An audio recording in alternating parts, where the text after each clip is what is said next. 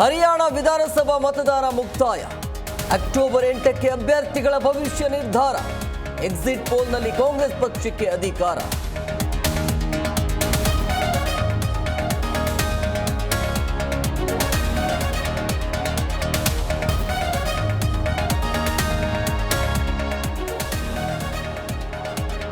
ಜಮ್ಮುವಿನಲ್ಲಿ BJP, ಕಾಶ್ಮೀರದಲ್ಲಿ ಕಾಂಗ್ರೆಸ್ಗೆ ಪ್ರಾಬಲ್ಯ.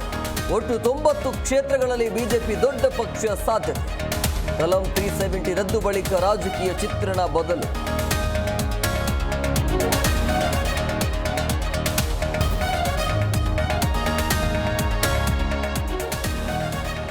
ಡಿ ಗ್ಯಾಂಗ್ ಇಂದ ರೇಣುಕಾಸ್ವಾಮಿ ಕೊಲೆ ಪ್ರಕರಣ. ಅಕ್ಟೋಬರ್ 8ಕ್ಕೆ ದರ್ಶನ್ ಜಾಮೀನು ಅರ್ಜಿ ಮುಂದೂಡಿಕೆ. ಪವಿತ್ರ ವಿಚಾರಣೆಯು ಮುಂದೂಡಿದ 57ನೇ ಸಿಸಿಎಚ್ ಕೋರ್ಟ್.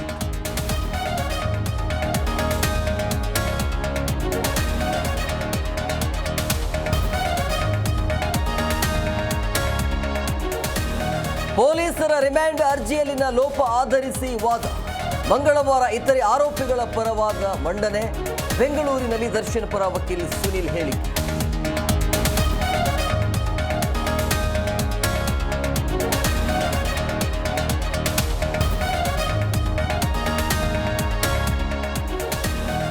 ಸಾವರ್ಕರ್ ಮಾಂಸಾಹಾರಿ, ನಾನು ಕೆಟ್ಟದಾಗಿ ಟೀಕಿಸಿಲ್ಲ.